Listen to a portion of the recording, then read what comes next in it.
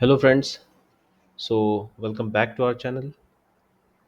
जैसे कि आप सभी जानते हैं, लास्ट वीक के वीडियो में हमने निफ्टी जब इस यहाँ पर एक पियर्सिंग कैंडल पैटर्न बना रहा था, इसके बारे में डिस्कशन किया था कि ये जो क्रिटिकल लेवल है यहाँ पर मार्क की हुई 24,717 के आसपास की, इसके ऊपर ही मार्केट क्लोज हुआ था। एंड लास्ट वीक में, एंड लास्ट वीक में, सॉरी लास्ट वीक हो गया, लास्ट वीक में। एंड उसके वजह से लग रहा था कि शायद ये शेकआउट देकर पियर्सिंग कैंडल बनाकर एक अपसाइड जर्नी या स्विंग शुरू हो सकती है, बट ऐसा कुछ हुआ नहीं है। लास्ट वीक में अगर आप देखोगे तो मार्केट ने कंसिस्टेंटली एक बेरिश मूव बनाई हुई है। एंड बिकॉज ऑफ दिस कि अभी यहाँ पर फिलहाल तो जो सेटअप है higher highs and higher lows का, दैट हैज़ ब्रोकन। बट यहाँ पे एक डिमांड जोन ज़रूर आ रहा है। अब देखना ये होगा कि ये डिमांड जोन में प्राइस कितना रिस्पेक्ट करेगी। अगर ऐसा देखा जाए तो अगर हम देखते हैं 50 मूविंग एवरेज को, इससे पहले कब इतने दिन तक प्राइस ने नीचे की तरफ क्लोज दिया था, तो ये देख सकते हो आप, ये अराउंड 19 अक्टूबर 2023 के आसपास ऐसा हुआ था जब 50 डेमा के नीचे प्राइस काफ़ी दिनों तक सस्टेन कर रही थी। एंड फिर उसके बाद एक अपसाइड जर्नी इसके अंदर शुरू हुई है। तो कह सकते कि एक साल पहले ऐसा हुआ था। एंड उसके बाद फिर ये कंसिस्टेंटली इतना डाउन 50 डेमा के रहना, ये अभी प्राइस में देखने को मिल रहा है। सो लेट्स सी के निफ्टी कैसे बिहेव करता है। यहाँ पे एक देखा जाए तो एक head and shoulder types pattern भी समझ में आ रहा है, जिसका हो सकता है कि यहाँ से ऊपर जाके प्राइस अगर वाकई में बेरिश मार्केट्स है तो फिर हो सकता है कि यहाँ से ऊपर जाके फिर से एक सप्लाई जोन में निफ्टी आज आ सकता है और यहाँ से फिर से एक डाउन ट्रेंड शुरू हो सकता है। सो लेट्स सी कि ये कैसे पैन आउट होता है।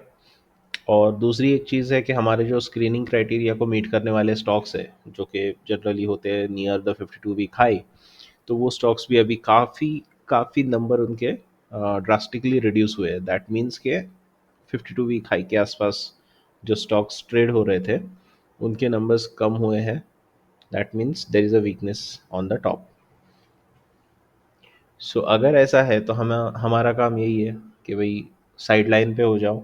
ज़्यादा तूफ़ानी कुछ करने की ज़रूरत है नहीं, है ना। मार्केट अगर आपको बता रहा है कि योर वे ऑफ इन्वेस्टिंग या your way of trading is no longer working for now, तो उस समय तक, जब तक ऐसा चल रहा है तब तक हमने साइडवेज में रहना चाहिए। कोई कोई न्यू पोजीशंस जनरली ओपन करनी नहीं चाहिए। अगर पोजीशन कोई पायलट पोजीशन ओपन करनी है तो फिर उस हिसाब से बहुत ही माइन्यूट रिस्क लेकर करनी है। लेकिन इसका मतलब ये नहीं कि आपने ऑब्जर्व करना बंद करना है मार्केट को। मार्केट में you still have to go and check कि वीकेंड पे कि कौन कौन से ऐसे स्टॉक्स है जो इस वीक में हमारे क्राइटेरिया को मीट करते हैं। भले से नंबर कम है, लेकिन कोई ना कोई तो स्टॉक्स होंगे जो कि हमारे इस 52 वीक हाई के आसपास जो हम ढूंढते हैं स्टॉक्स, उनको मीट करते होंगे, या जिनका जनरली अप ट्रेंड में होंगे अभी भी, इवन आफ्टर दिस अराउंड 6-7% का फॉल निफ्टी में। So let's get started.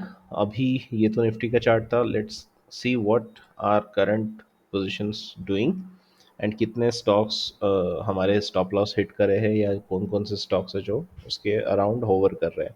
So this is the best performing stock as of now हमारे फिलहाल जो होल्डिंग्स उसके अंदर, कि ये यथार्थ हॉस्पिटल जो हमारा पिवट था उससे काफ़ी ऊपर है, अराउंड 18-19% ऊपर चली गई है प्राइस। इसमें भी एक पुल बैक आया था, but it was able to hold this demand zone, और यहाँ से एक स्ट्रॉन्ग बाई इसको देखने को मिला। स्टिल हैव टू सी कि कितना ये सस्टेन कर पाता है, but Yatharth is the best performing as of now.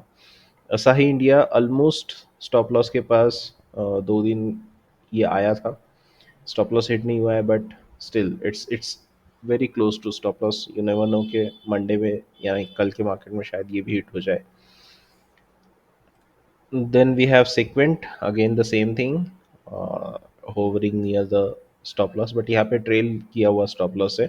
So it doesn't mean कि जो लॉस होगा वो उतना जो इनिशियल स्टॉप लॉस यहाँ पर था उतना 156 के नीचे, उसके आसपास तो उतना तो नहीं होगा, बट जो भी है स्टॉप लॉस के आसपास प्राइस होवर कर रही है। सो लेट्स सी, अगर ये ट्रिगर करता है then we are out, otherwise if from here it starts moving up, तो फिर इट वुड बी लाइक के टक मौत को छू के टक से वापस आ गए, नवाजुद्दीन सिद्दीकी जो बोलते हैं डायलॉग।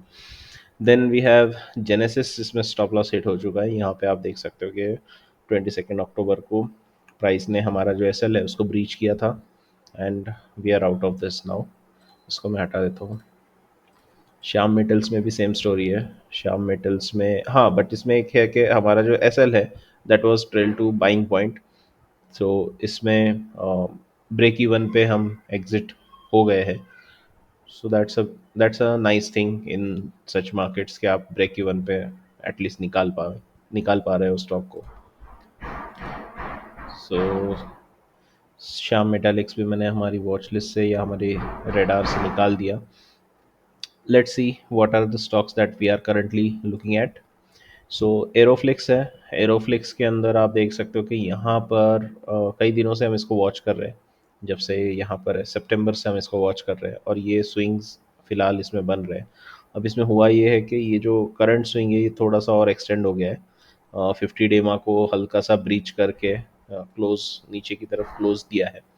लेट्स सी कि ये कब तक सस्टेन करता है यहाँ पे, या यहाँ से कोई सपोर्ट, 50 डेमा का सपोर्ट या यहाँ से उसको हेल्प करता है ऊपर की तरफ मूव करने के लिए। So this remains to be seen. As long as setup is concerned, ये स्टिल वैलिड सेटअप है। आप देख सकते हैं कि प्रीवियस स्विंग लो ये वाला था, उसको तो अभी तक इसने ब्रीच किया नहीं है ना। सो करंटली उस हिसाब से अगर देखा जाए तो setup is still valid, that's why we are continuing to watch this whenever the tide turns.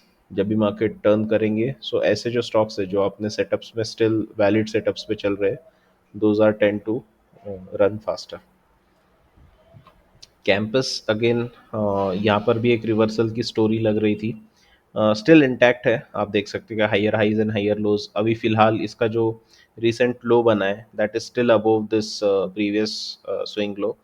सो कह सकते कि अभी तक इंटैक्ट है, बट बोल नहीं सकते कि आप आगे चल के मार्केट इसको कैसे लेता है। या तो ये यहाँ से फिर से एक स्लाइड करके अगेन ड्रिफ्ट कर सकता है यहाँ पर इस एरिया में, या फिर जिस तरह से यहाँ पे हैमर पे कैंडल बन रही है, तो एक अगर यहाँ से इसको सपोर्ट मिलता है 200 डेमा के आसपास and price starts moving up, so that remains to be seen. So Campus है स्टिल सेटअप वैलिड है, इसलिए इसको अभी भी रखा हुआ है। Let's see. बैंकों में भी सेम थिंग है। आप देख सकते हो कि इवन दो प्रीवियस स्विंग लो जो है इसके आसपास ही प्राइस आई है, लेकिन अगर कंपेयर करें परसेंटेज वाइज में, तो ये देखना, ये इसका फर्स्ट स्विंग था जो अराउंड 30% के आसपास का था। Then it had a second swing here from here until here, जो कि अराउंड 20.5% के आसपास का था। And now this is the latest swing, जो कि जो कि है अराउंड 18.5 का पुल बैक, है ना, -18.5% का पुल बैक है। तो कह सकते हैं कि ये स्टिल इससे छोटा ही पुल बैक है अभी तक तो। अगर कल मार्केट में कुछ अलग चीज़ होती है तो बात अलग है, लेकिन फिलहाल के लिए still it's a valid setup as long as इसके प्रीवियस स्विंग्स लो ब्रीच नहीं हो रहे। सो देखते हैं कि अब यहाँ से अगर प्राइस फिर से एक स्विंग लेती है then there could be a movement like this. और अगर यहाँ पे एक बेटर रिस्क रिवॉर्ड वाली एंट्री हमें मिलती है तो ज़रूर इसके बारे में सोचा जाएगा, बट फिलहाल सिर्फ वॉच आउट कर रहा है इसको। Then we have UDS. UDS में जो लास्ट टाइम हमें लगा था एक कप एंड हैंडल का सेटअप है, एंड प्राइस कंसोलिडेट कर रही है यहाँ पे एक टाइट रेंज में, बट उस टाइट रेंज को यहाँ पे एक कह सकते हैं कि एक प्राइस ने ब्रीच करने की कोशिश की है। ये जो स्विंग लो यहाँ पे बना हुआ था इसको ब्रीच किया है प्राइस ने, इवन दो उसके ऊपर बाद में उसके ऊपर गई है, बट यहाँ पे एक ब्रीचिंग हुई है स्विंग लो की। देखते हैं कि प्राइस अभी यहाँ पे कैसे सस्टेन करती है, कैसे टाइट होती है। एंड अगर 398 का जो पीवट है दैट इज स्टिल इंटैक्ट, अगर वो पीवट ट्रिगर होता है and we have a favourable risk reward, then this is worth watching. Another stock is Netweb. Netweb में मंडे को रिजल्ट आया था, आई गेस या 21 अक्टूबर को रिजल्ट आया था। गैप अप ओपनिंग हुई बट अल्टीमेटली मार्केट का प्रेशर है। So even though the stock had a very good set of numbers, यहाँ पे उसको मार्केट प्रेशर की वजह से फिर से एक पुल बैक देना पड़ा। बट कह सकते हैं कि ये ब्लेजिंग इन डिसग्यूज हो सकती है हमारे जैसे ट्रेडर्स के लिए, क्योंकि अगर प्राइस यहीं से ऊपर की तरफ मूव करती, सो स्टॉप लॉस इतना बड़ा होता 18-19% का, हम तो नहीं लगाने वाले थे। तो हो सकता है कि मार्केट के प्रेशर की वजह से अभी प्राइस थोड़ा सा यहाँ पे सस्टेन करे नीचे इसी जोन में। एंड अगर ऐसा कुछ सेटअप यहाँ पे बनता है प्राइस का, है ना, यहाँ से एक रैली देकर फिर से एक pull back and then breakout, तो उसमें होगा क्या कि हमें एक बेटर रिस्क रिवॉर्ड रेशियो मिलेगा, जिस वजह से हम शायद यहाँ पे स्टॉप लॉस लगाकर इस मोमेंटम को या इस अपॉर्चुनिटी को ले पाए जो कि नेटवेब में डेवलप हो रही है। और नेटवेब के नंबर स्ट्रांग आ रहे हैं, दैट मीन्स के कंपनी जो है फंडामेंटली भी अच्छी कर रही है, उसके सेल्स या जो उसका क्लाइंटल है वो भी अच्छा कर रहा है। So there are two good things happening around this space in Netweb.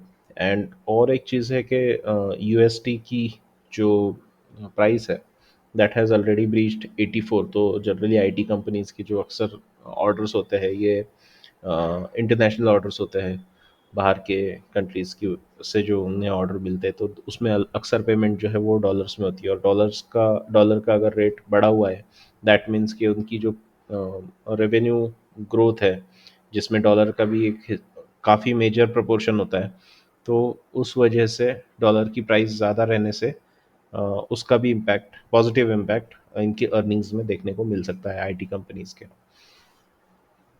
Then we have Avalon. Avalon में भी स्टिल जैसे डिस्कस किया था कि प्राइस अगेन वही सेट ऑफ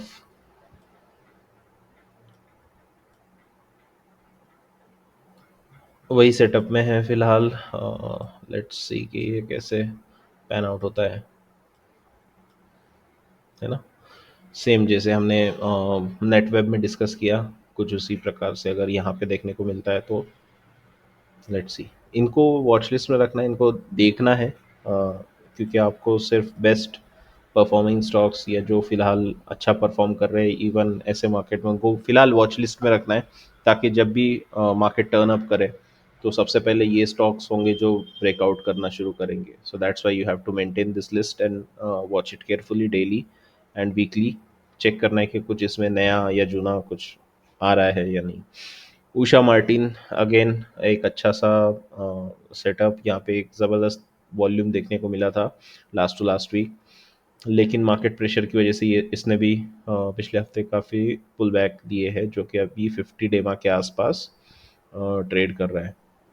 यहाँ से अगर प्राइस मूव अप करती है, सो यहाँ पर भी एक कह सकते हैं कि सेम जैसे हम नेटवेब में डिस्कस कर रहे थे उस प्रकार सा, या जनरली हम जो चीज़ देखना चाहते हैं सेटअप के अंदर ऐसा कुछ हमें देखने को मिल सकता है। अगर ऐसा होता है and risk reward is favourable, then we will look for the opportunity when the market is doing good, है ना। फिलहाल वॉच लिस्ट में है।